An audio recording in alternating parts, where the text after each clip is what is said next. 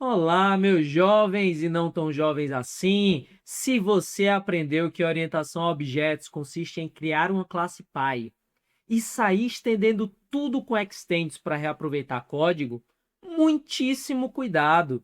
No mercado de trabalho, a herança mal aplicada é uma das maiores causas de código engessado, acoplamento parasitário e testes unitários bem difíceis de escrever. Meu nome é Gabriel Gadelha, sou doutor em Ciência da Computação pela USP, professor da UFES há 16 anos e nos próximos minutos eu vou te mostrar por que os desenvolvedores sêniores preferem composição em vez de herança e como essa simples mudança de mentalidade vai deixar o seu código muito mais flexível. Vamos para a IDE. Vamos dar uma olhada no seguinte cenário. Nós temos um sistema de pagamento no qual precisamos processar transações de cartão de crédito e transações via Pix.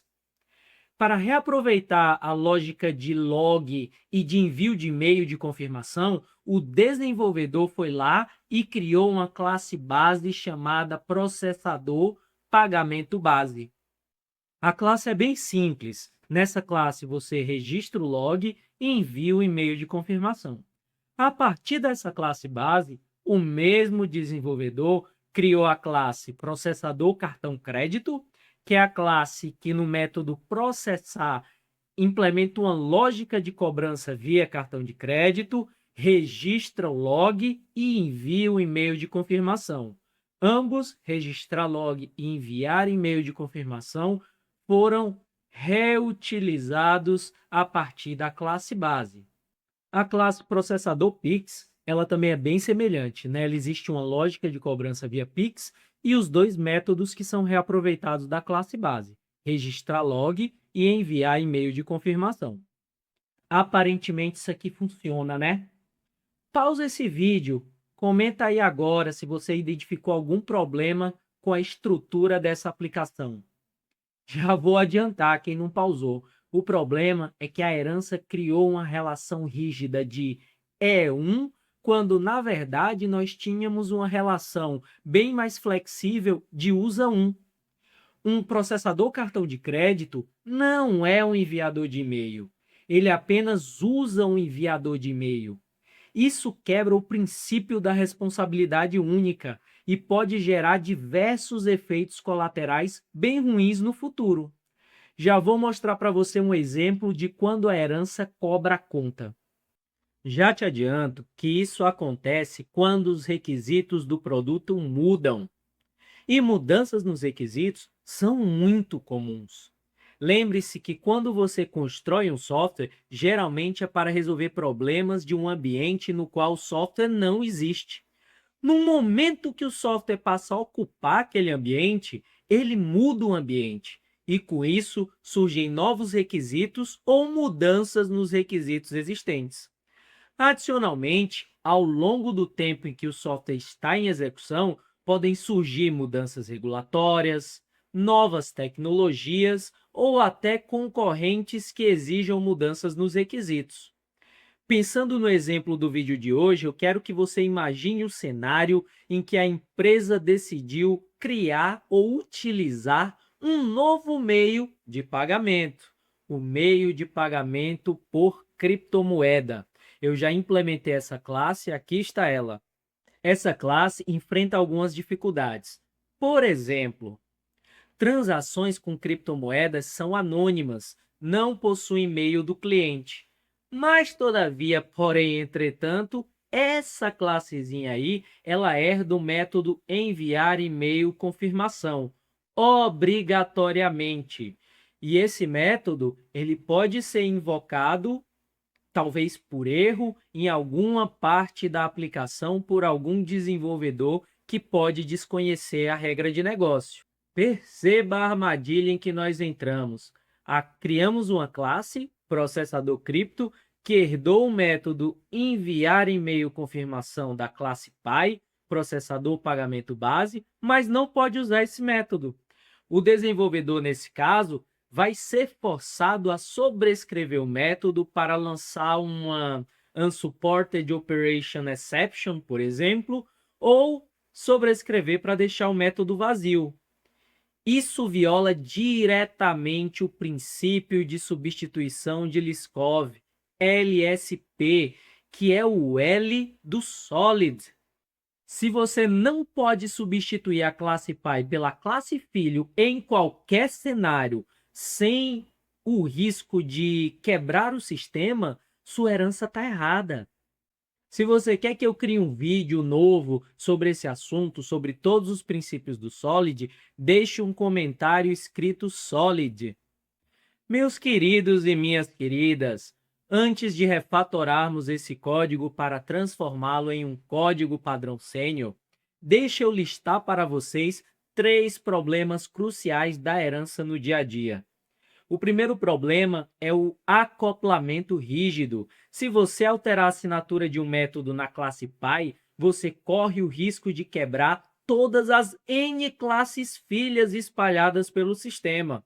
Observem que esse N pode ser pequeno, como 2 classes, ou grande, como 10 a 15 classes, dependendo da aplicação. O segundo problema é a possível explosão de classes. Em Java, você só tem a possibilidade de utilizar herança simples. Se no futuro o pagamento precisar herdar de processador base e também de serviço fiscal base, você trava, porque o Java não permite herança múltipla. Por fim, ainda temos a dificuldade de gerar testes unitários, pois testar uma classe filha exige arrastar o estado e o comportamento da classe pai junto. Mocar dependências, nesse caso, vira um pesadelo.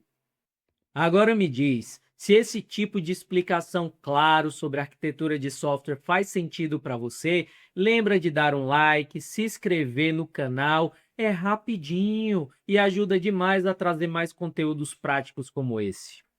Imagino que nesse ponto eu tenha despertado a curiosidade de vocês. E aí vocês devem estar se perguntando, mas Gabriel, como é que os desenvolvedores sêniores resolvem isso? Ora, ora, meus pimpolhos, é fácil. É só aplicar o princípio de favorecer a composição em vez de herança. Em vez de herdar o log e o e-mail de uma classe pai, nós transformamos log e a notificação em componentes independentes com suas próprias interfaces. Vamos ver como é simples. Eu já criei essas interfaces aqui para vocês. A primeira delas é o serviço de notificação. Essa interface para o serviço de notificação permite notificar via e-mail, SMS ou até WhatsApp, por exemplo. Em seguida, eu criei a interface para o serviço de log. O log ele pode ser via console, via arquivo, banco de dados, AWS CloudWatch ou qualquer outra ferramenta que você queira utilizar. É uma interface também bem simples. Depois de definir essas 2 interfaces, o próximo passo é criar as classes concretas que implementam essas interfaces. Também já criei. A primeira delas é o console log, que é um tipo de log, uma implementação da interface log por meio de console. É uma classe bem simples. Nela eu defino que quem utilizar esse componente console log vai fazer o log via console. Em seguida, eu criei a implementação da classe serviço de notificação, que eu chamei de serviço e-mail. É uma implementação do serviço notificação que visa fazer a notificação por e-mail. E agora eu quero mostrar para vocês a mágica da composição na classe processador cartão crédito.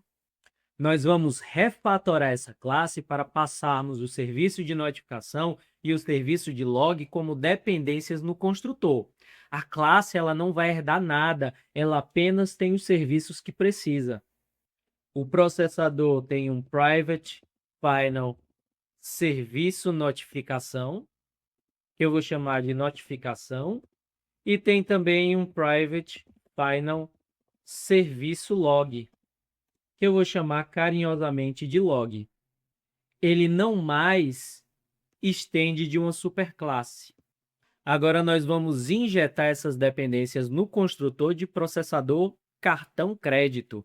Vamos criar o construtor public processador cartão crédito. Ele recebe como parâmetro as implementações de serviço notificação e serviço log, que é o log. Agora, bem simples, nós inicializamos os nossos atributos a partir dos parâmetros enviados. O último passo da nossa refatoração é só alterar o nosso método processador para simplesmente utilizar os componentes que nós adicionamos, o log, registrar, processando cartão de crédito no valor de notificação, ponto, notificar, e-mail cliente, vírgula, pagamento aprovado. Aí você pode falar, Gabriel, processador de cartão é fácil, já estava mais ou menos resolvido, mas o que acontece agora com o nosso processador cripto? Dá para mostrar para a gente? Vamos lá, vamos abrir aqui o processador cripto. Ele não mais será assim. A primeira coisa que a gente mata é esta herança aqui que não fazia sentido. Nesse caso, o processador cripto ele não precisa ter os dois componentes, ele só precisa de um private final serviço log, que é o log. De forma semelhante, vamos implementar o construtor. Aqui nós vamos injetar a dependência, que é o log que vai ser utilizado. O método processar também precisa ser adaptado. Agora, depois da lógica de processamento de cripto, o nosso registro de log vai ser via componente log. Log.registrar. Transação efetivada. Lógica de cripto limpa, sem arrastar nenhum método de e-mail desnecessário. Olha a diferença, gente. Cada classe faz o seu papel. Se amanhã quisermos mudar o envio de e-mail para WhatsApp ou SMS, basta passar uma nova implementação da interface serviço notificação no construtor. A gente não precisa alterar uma linha sequer, nem do processador cartão, nem do processador Pix, muito menos do processador cripto. Usar composição com interfaces faz seu código nascer desacoplado, fácil de manter e 100% pronto para injeção de dependência que nós usaremos na série de Spring Boot aqui do canal. Se você aprendeu algo novo na videoaula de hoje, deixa seu comentário com a frase composição em vez de herança. Assim eu vou saber que você chegou até o final do vídeo. Também se lembra de se inscrever no canal e curtir o vídeo. Nos vemos nos próximos.